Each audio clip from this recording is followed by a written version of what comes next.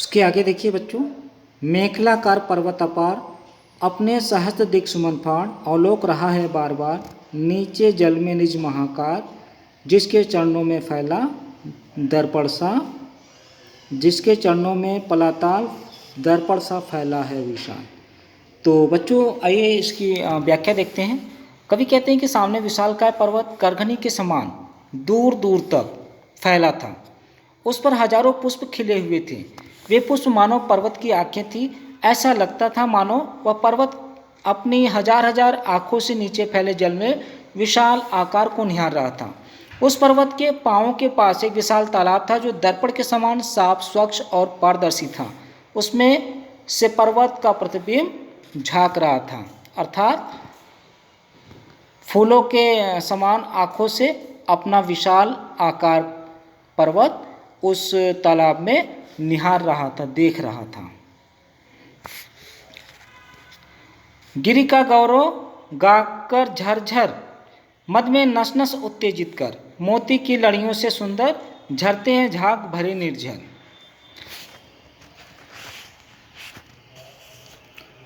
व्याख्या।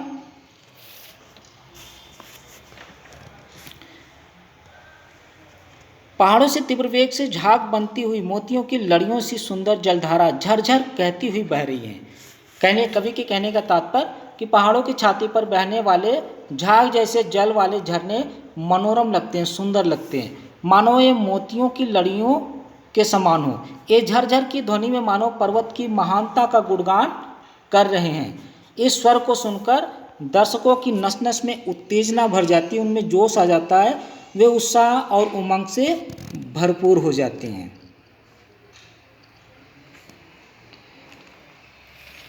गिरवर के उर से उठ उठकर उच्चाकांक्षाओं से तरुवर है, झांक रहे नीरो नभ पर, अन्मेष अटल कुछ चिंता पर। कवि कहते हैं कि पहाड़ की छाती से उठकर निकले हुए ऊंचे वृक्ष मन में ऊंची आकांक्षा के समान लंबे हैं, अर्थात ऊपर उठने की आकांक्षा रखते हैं। वे शांत आकाश में झांकते हुए एकदम मौन है, अटल और चिंता लीन खड़े हैं, मानो आकाश का रहस्य सुलझाने में लगे हों। ठीक है बच्चों, निरंतर आसमान की ओर देख रहे हैं, निहार रहे हैं। ऐसा लग रहा है जैसे वो पर्वत की चोटी से भी ऊपर उठना चाहते हैं और इस इच्छा को लिए, इस आकांक्षा को लिए निरंतर आसमान की ओर देख रहे हैं और आसमान की ओर देखते हुए कुछ चिंतित भी है। चिंतित क्यों है? क्योंकि वर्षा होने वाली है। उड़ गया अचानक लोभूधर, फड़का अपार पारद के पर, रव शेष रह गए हैं निर्झर, है टूट पड़ा भू पर अंबर, धस गया। इसकी व्याख्या देखिए, उसके बाद उसको आगे बताएंगे। कवि कहते हैं कि अचानक धुएं के समान बादलों के छा जाने से पहाड़ अदृश्य हो गया। ऐसा लगता था मानो पहाड़ पक्षी बनकर अपने सफ़ेद पंख फड़फड़ाता हुआ कहीं उड़ गया हो।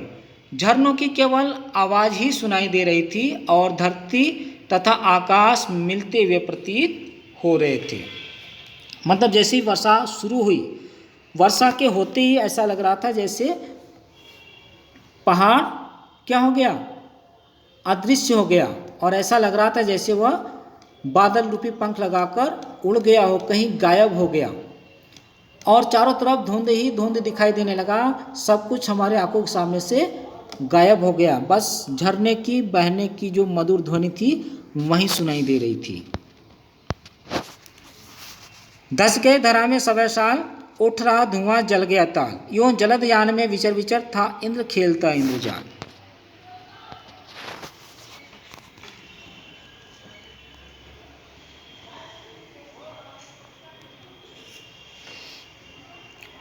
कवि कहते हैं कि धुएं की तरह बादलों से ऐसा भ्रम हो रहा था, जो धुंध छाया हुआ था, उस धुंध से ऐसा भ्रम हो रहा था कि जैसे तालाब में आग लग गई हो।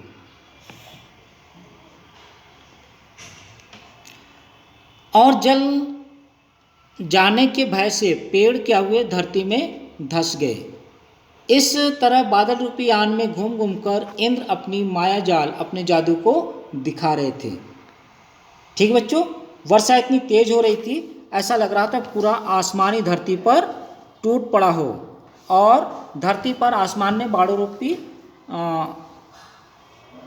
बारिश रूपी बाढ़ों से, वर्षा रूपी बाढ़ों से आक्रमण कर दिया हो। सारा तालाब जल गया और बड़े बड़े जो विशाल वृक्ष थे वो भी भयभीत होकर धरती में धंस गए, छुप गए। और कवि कहते हैं कि बादल रूपी विमान में, बादल रूपी जहाज में इंद्र बैठकर अपने माया जाल को दिखा रहे थे। तो इस तरह से कवि सुमित्रानंदन पंत ने वर्षा ऋतु यानी पर्वत प्रदेश में, पर्वतीय क्षेत्र में वर्षा ऋतु का मनोरम चित्रण किया है। उसके बाद बच्चों लिखोगे आप इसमें शिल्प सौंदर्य। तो शिल्प सौंदर्य में आप लिखोगे कि इस कविता में कवि ने प्रकृति के मनोरम सुंदर दृश्य का वर्णन किया है और उसके साथ साथ भाषा शुद्ध, सरल एवं भावपूर्ण है और उपमा अलंकार, रूपक अलंकार, अनुप्रास अलंकार, मानवीकरण अलंकार का सुंदर प्रयोग है। ठीक है बच्चों,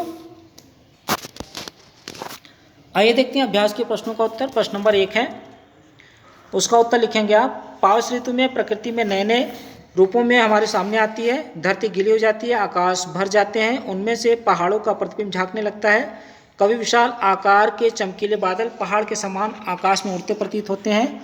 कभी अचानक वर्षा हो जाती है, कभी साल के वृक्ष बादलों के बीच धंसे जान पड़ते हैं, कभी तालाबों से धुआं निकलने लगता है। इस प्रकार पावस ऋतु में प्रकृति में नए नए परिवर्तन देखने को मिलता है। प्रश्न नंबर 2, मेखलाकार का अर्थ है कमरबंद या करघनी के आकार का, गोलाईदार उभार वाला।